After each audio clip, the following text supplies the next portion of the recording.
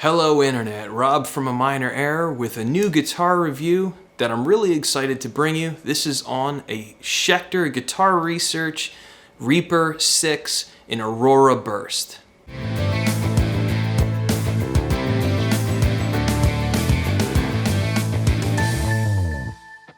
But first, before I get into this video, if you end up liking it and you'd like to support me directly, I've supplied some affiliate links down below in the description. That's a great way of helping support me directly, and then that way I'll be able to keep making videos like this. The affiliate link is to an exact same model as this Schecter guitar, as well as to a couple other products that I personally use and believe in and think that you'll really like as well. Chapters are down below. That'll help you skip around in the video and get to any part you might want to see quickly and easily. It'll go a demo that I recorded strictly on this instrument. We'll talk about the features, the good, the bad, and then my verdict on this guitar. So, enough talking, let's hear the guitar.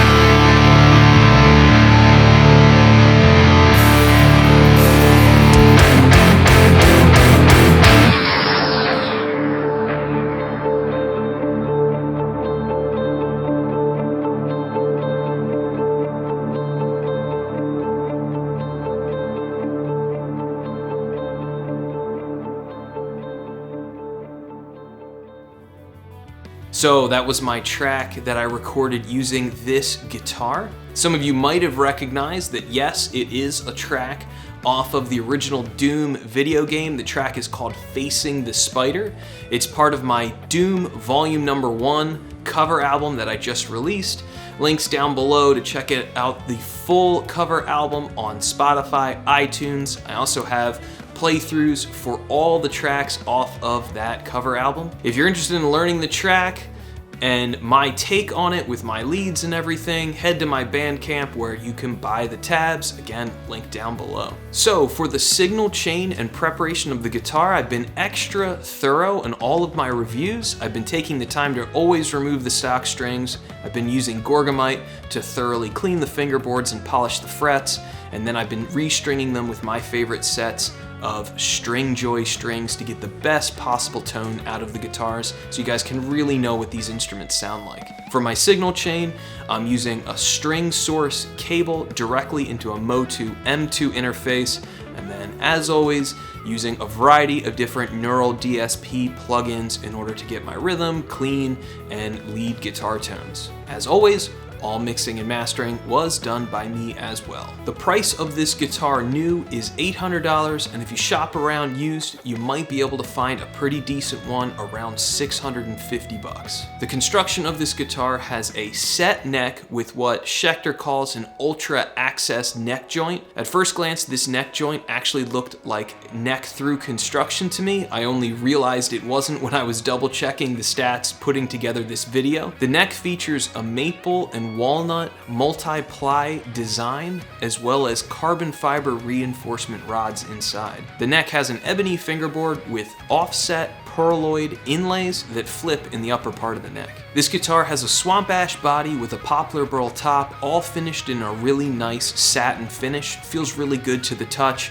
Same finish on the neck and the body, very comfortable. The pickups on these guitar are Schecter's own branded pickups. They're called Diamond Decimator pickups, and they're wired up with a 3-way switch, a master tone, and a master volume knob. The tone knob does also have a push-pull pot, so you are able to get at some of those kind of spankier split coil tones that you can't get out of the regular 3-way switch. The bridge on the guitar is Schecter's own branded bridge, and it's string through body. This guitar also does not come with a case. On to the good. So the first thing that jumps out to me is I think the guitar is absolutely beautiful.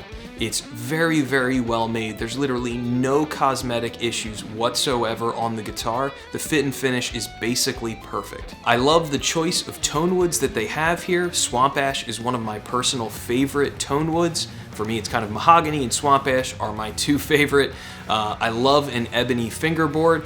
Honestly, I don't really even understand how Schecter is able to only charge 800 bucks for a guitar with these Tonewoods. The matte finish on the back of the neck and the body of the guitar is very nice as well. It's very smooth to the touch, and it doesn't easily get like gummed up as you're playing. The fretwork here is also pretty freaking good. It's got a little teeny bit of fret sprout, but it is winter here right now in Pennsylvania, and I think it's really just chalked up to that. After taking off the stock strings, cleaning up the frets with Gorgamite, the fretwork really came out great. It plays very smooth, bending is effortless, and just overall, it was a great sounding and playing instrument. A major plus to me as well is the neck profile. It's very much on the thinner side, great for shreddy metal kind of genres, which is obviously what this guitar is designed for, and it definitely delivers there. I also really like the inlays that change in the upper part of the neck.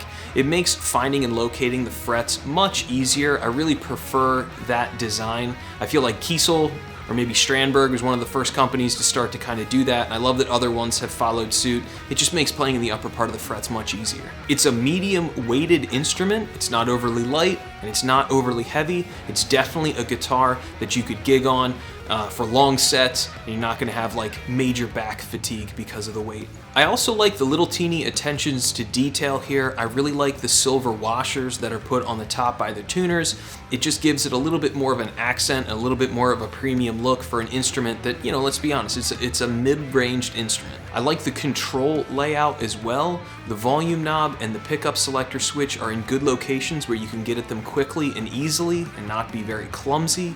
The quality of the bridge is very good as well. It's definitely very well made and will last. It's not sapping any tone out of the instrument either. One last positive, I think, are the pickups. These are pretty good for stock, just Schecter's own branded pickups. They're nothing to get write home about and get too excited about, but they definitely will get the job done and get you started, especially if I was going to be gigging the instrument, maybe I would consider changing them out. But I mean, honestly, I think I give them like a 7 out of 10, maybe a 6 out of 10. They're really pretty solid. So now that I'm about halfway through this video, it's a good time for me to plug what I do. So first, I'm an original progressive metal guitar player. I write and release my own music here on my channel. I also do thorough guitar reviews like this one, other product reviews, and some music theory and guitar lessons on my channel. I also do give Zoom lessons. I give guitar lessons, music theory lessons, ear training, and music production lessons on Zoom. So if you're interested in a lesson, contact info down below. On to the bad. This is going to be a pretty short section in the video. There's not much to say here. The neck is such a thin profile that if you like to put your thumb over the top, more kind of grip the guitar in like a classic rock kind of way for some things, it doesn't really work the greatest for that. Because the neck is so thin, it is a little bit sharp. It can kind of cut into your thumb. It's definitely designed for shreddier techniques and a shreddier metal guitar player in mind. So, keep that in mind when you're shopping. The only other negative is my own personal preference. I don't really like a 3-way switch and a push-pull. I would much rather prefer a good old-fashioned 5-way switch. Makes life a little bit simpler. I know you're technically getting one less pickup combination, but I prefer simplicity and one step in order to change the sound. I don't want to have to do multiple things. Again, that's my own opinion. So what's the verdict on this guitar? I think, as you can tell, there is basically no negatives. I mean, you're getting a fantastic instrument, extremely well made, pretty good versatility for stock pickups, pretty good Tonewoods. I mean, for an instrument under $1,000, I mean, I keep saying it over and over again. Schecter is one of the most impressive brands that I have tested in general. All of their instruments have been extremely well made. The general fit and finish has been basically perfect on every single one. The Tonewoods that you're getting, depending on the price point, are also better than expected for how much the guitars cost. And this is definitely an instrument that you could gig with. I think if you were just starting to get into home recording as well, you're gonna get pretty good results with these instruments. It's not gonna sound horrible like some other more intermediate or budget brands. And yes, I'm talking about you, Sterling by Music Man. So thank you for watching this review. Hopefully you gained some good insights and info about this guitar. Leave a comment down below, let me know what you think about how the guitar sounded. I love talking shop with everybody. Stop by my channel if you'd like to check out other Schecter guitar reviews that I have, or if you'd like to see other reviews that I made on other brands. I've got everything organized on my homepage.